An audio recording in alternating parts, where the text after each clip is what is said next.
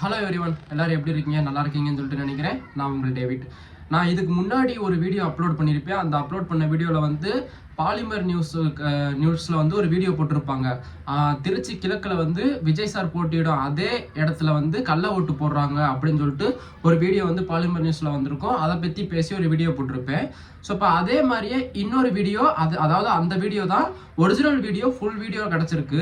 அந்த வீடியோவில் என்ன சொல்கிறாங்க அப்படின்னா, அதாவது ஒருத்தர் போய் வீடியோ எடுக்கிறாங்க. 3 லேடிஸ் அந்த இடத்துல அந்த உள்ளே இருக்காங்க, அந்த எலெக்ஷன் நடக்கிற அந்த பூத் ஆஃபீஸ்க்குள்ளே.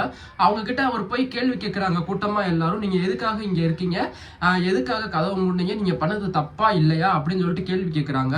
ஸோ இப்போ நீங்கள் ஒரு தப்பு பண்ணுறீங்க அப்படின்ட்டா, நீங்கள் பண்ணது, அதாவது நீங்கள் தப்பே பண்ணிட்டீங்க, இல்லை தப்பே பண்ணலைன்னு வச்சுக்குவோம். ஆக்சுவலாக வாயை திறந்தாவது சொல்லுவீங்க, இல்லை நான் பண்ணேன், நான் பண்ணலை, நான் எடுத்தேன், நான் எடுக்கலை, நான் கள்ள ஓட்டு போட்டேன், நான் போடலைன்னு வாயை திறந்தாவது நீங்கள் சொல்லுவீங்கல்ல. ஆனால் அந்த 3 பேருமே சில மாதிரி அப்படியே நிற்கிறாங்க.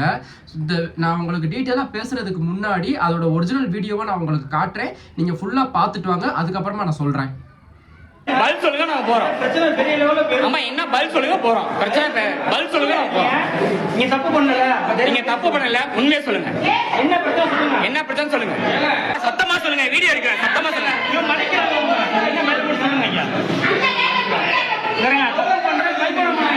அம்மா, உண்மையா மனசாட்சி உண்மையா சொல்லுங்க. தப்பு பண்ணலன்னா உண்மையா சொல்லுங்க. எதுக்காக வந்தீங்க அதை மட்டும் சொல்லுங்க. அம்மா உண்மையா சொல்லுங்க, உங்க மனசாட்சிக்கு உண்மையா சொல்லுங்க. தப்பு பண்ணலன்னா தப்புனா தப்புன்றீங்க. உங்ககிட்ட வருங்கம்மா. அம்மா சொல்லுங்கம்மா. கள்ள ஓட்டு போடுறதுக்கு தானே பண்ணீங்க? அதெல்லாம் இல்ல, தப்பா இல்லையா அதை மட்டும் சொல்லுங்க. என்ன பண்ணீங்க? என்ன பிரச்சனை?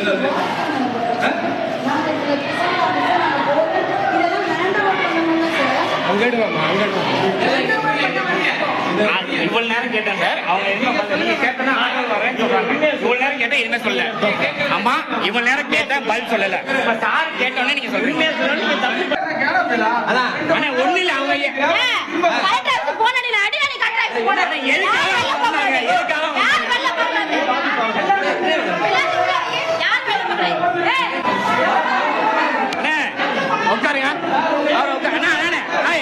உட்காருங்க, ஒரு நிமிஷம் உட்காருங்க.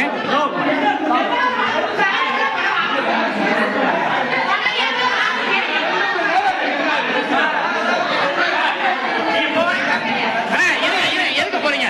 எதுக்கு போறீங்க? எதுக்கு போறீங்க? எதுக்கு போறீங்க? எதுக்கு போறீங்க?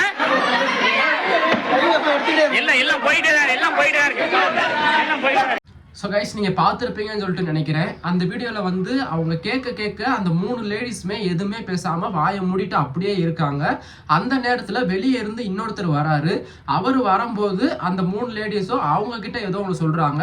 இவங்கக்கிட்ட வாயை திறக்காமல் அவங்கக்கிட்ட தான் இவங்க பேச ஆரம்பிக்கிறாங்க. நீங்கள் இன்னொரு விஷயம் நல்லா கவனித்து பார்த்தீங்கன்னா தெரியும். அந்த வீடியோ எடுத்துக்கிட்டு இருக்கும் போதே கொஞ்ச நேரத்துலேயே ஸ்பாட்லேயே போலீஸும் வந்துடுறாங்க. போலீஸ் வந்துமே என்ன பண்ணணும் அப்படின்ட்டா, அவங்கள தான் ஃபர்ஸ்ட் ஆஃப் கேள்வி கேட்கணும். நீங்கள் எதுக்காக கதவை அடைச்சிட்டு உள்ளே இருந்தீங்க, நீங்கள் எதுக்காக அவங்க கேட்குற கேள்விக்கு பதில் சொல்லலை, இந்த இடத்துல நீங்கள் என்ன பண்ணிட்டு இருந்தீங்க, எதுக்காக இந்த பிரச்சனை உருவாச்சு அப்படின்றது தான் கேட்கணும். ஆனால் போலீஸ்கார் என்ன பண்ணுறாரு அப்படின்னா, அதாவது மக்கள் அந்த கேள்வி கேட்குறாங்களா, எலெக்ஷன் ஆஃபீஸர் இருக்காங்களா, அவங்ககிட்ட கேள்வி கேட்குறாங்களா, அந்த கேள்வி கேட்குறவங்கள வெளியே அனுப்பி விடுறாரு. அங்கே என்ன பிரச்சனை நடந்துச்சு, அவங்க என்ன பண்ணாங்க அப்படின்றதே அவர் கேட்கல. யார் வீடியோ எடுக்கிறாங்களோ, யார் கேள்வி கேட்குறாங்களோ அவங்கள வந்து ஒரு வெளியே அனுப்பி விடுறாரு. ஸோ இந்த விஷயத்தெல்லாம் யோசிச்சு பார்க்கும்போது நான் கன்ஃபார்மாக சொல்லுவேன், அந்த இடத்துல ஏதோ ஒரு தப்பு நடந்திருக்கு. நீங்கள் நினைப்பீங்க, எப்படி ப்ரோ நீங்கள் இவ்வளோ கான்ஃபிடென்ட்டாக கன்ஃபார்மாக சொல்கிறீங்க, நீங்கள் போய் பார்த்தீங்களா அப்படின்னு கூட சில பேர் நினைக்கலாம். ப்ரோ நான் ஒன்று சொல்கிறேன், இந்த வீடியோ பார்க்குற எல்லாரும் நல்லா தெளிவாக கேட்டுக்கோங்க. ஸோ ஒரு தப்பு பண்ணவங்க தான் என்றைக்குமே வாயை திறக்காமல், அதிகாரிகள் வந்த உடனே நமக்கு சப்போர்ட் பண்ணுறவங்க வந்த உடனே வாயை திறப்பாங்க. இப்போ எக்ஸாம்பிள் நான் ஒன்று சொல்கிறேன், நீங்கள் வந்து அதை இமேஜினேஷன் பண்ணி பாருங்கள். நீங்கள் வந்து இப்போ ஒரு பொருளை திருடிட்டீங்க. அந்த திருடின பொருளை வந்து மற்றவங்க கண்டுபிடிச்சிட்டாங்க. கண்டுபிடிச்சோன்னா நீங்கள் என்ன நினைப்பீங்க? ஐயோ உங்ககிட்ட நம்ம மாட்டிக்கிட்டோம், இதுலேருந்து நம்ம எப்படி தப்பிக்கணும்னு தான் நினைப்பீங்க. ஸோ அதுக்காக அவங்க கேட்குறாங்க, நீங்கள் பதில் சொல்லாமல் இருப்பீங்க, இல்லை ஏதாவது ஒன்று தப்பாக பதில் சொல்லுவீங்க. இதே உங்களுக்கு தெரிஞ்சவங்க ஒரு 10 10 பேர் அந்த இடத்துல வந்துட்டாங்க அப்படின்னா அந்த இடத்துல உங்களுடைய பேச்சு தோரணை எப்படி இருக்கும்? நம்ம சைட்ல இருந்து 10 பேர் இருக்காங்க, நம்ம திருநதை ஒத்துக்கிறோம், நான் தானே எடுத்து இப்ப என்ன பண்ணுவேன் அப்படின்றத நம்ம காட்டுவோம்ல. ஸோ அதே மாதிரிதான் அந்த இடத்துல நடக்குது. ஸோ இவங்க கேள்வி கேட்க கேட்க கேட்க அந்த 3 லேடிஸும் எதுவுமே பேசாம அப்படியே நிக்கிறாங்க. ஏன் அவங்க உண்மையிலேயே கள்ள ஓட்டு போடல, உண்மையிலேயே இவங்க தப்பு பண்ணல அப்படின்னா இவங்க வாயை திறந்து, சார் நாங்க கள்ள ஓட்டு போடல, நாங்க தப்பு பண்ணல, அதாவது நாங்க தப்பு பண்ணதுக்கு உங்ககிட்ட என்ன ப்ரூஃப் இருக்கு, வாங்க போலீஸ் ஸ்டேஷன் போலாம், நீங்க எப்படி எங்க கிட்ட கேள்வி கேட்கலாம், நாங்க ஒரு எலெக்ஷன் ஆபீசர், நீங்க எப்படி எங்க கிட்ட கேள்வி கேட்கலாம் அப்படின்னு சொல்லிதான் அவங்க கேட்டிருக்கணும். ஆனா அவங்க தப்பு பண்ண போய் தான் எந்த ஒரு பதிலுமே சொல்லாம வாயை மூடிட்டு அமைதியா இருந்திருக்காங்க. ஸோ அந்த இடத்துல போலீஸும் வராங்க சடனாக கொஞ்ச நேரத்துலயே. அந்த வந்த போலீஸுமே என்ன பண்றாங்க அப்படின்னா அந்த எலெக்ஷன் அந்த ஆபீசரை போய் நீங்க ஏன் அப்படி பண்ணீங்க, அவங்க கேட்குற கேள்விக்கு ஏன் பதில் சொல்லலை, உண்மையிலேயே என்ன நடந்துச்சு, எல்லாருமே நீங்க ஸ்டேஷனுக்கு வாங்க விசாரிக்கணும் அப்படின்னு சொல்லி தான் ஒரு போலீஸ் ஆஃபீஸரா அந்த இடத்துல அவர் டியூட்டியை பார்த்துருக்கணும். ஆனா அவர் என்ன பண்றாரு அப்படின்ட்டா, யார் வீடியோ எடுக்கிறாங்களோ யாரு கேள்வி கேட்குறாங்களோ அந்த பீப்புள்ஸ் எல்லாருமே வெளியே அனுப்பிட்டு, அதாவது உள்ள இருந்த லேடிஸா அவங்க உள்ளே தான் வச்சிருக்காரு. நீங்க அந்த வீடியோல நல்லா பாத்தீங்கன்னா தெரியும். லாஸ்ட் ஒரு 10 செகண்ட்ஸ்ல பாருங்க, ஒரு 10 செகண்ட்ல பாத்தீங்கன்னா உங்களுக்கு நல்லாவே தெரியும். அந்த லேடிஸ் அந்த எலெக்ஷன் ஆபீஸ்ல எல்லாருமே உள்ளதான் இருக்காங்க. கேள்வி கேட்ட மக்கள் வீடியோ எடுத்தவரை தான் வெளியே அனுப்புறாங்க அந்த போலீஸ்காரு. ரெண்டாவது எனக்கு இன்னொரு விஷயம் சொல்ல வரேன். அந்த இடத்துல போலீஸ்காரு இருந்திருக்காரு, இருந்துமே இந்த தப்பு நடந்திருக்கு. அப்ப அவருக்கு தெரியாம இந்த விஷயம் நடந்திருக்க வாய்ப்பு இல்லை. இதுக்கு அவர் தான் கூட்டணி. ரெண்டாவது வந்து அந்த 3 லேடிஸுமே தப்பு பண்ணல அப்படின்னா அவங்க வாயை திறந்து ஸ்ட்ராங்கா பேசி இருக்கணும். இது ரெண்டாவது காரணம். மூணாவது விஷயம் வந்து அந்த போலீஸ் பண்ணது வந்து ரொம்ப ரொம்ப தப்பு.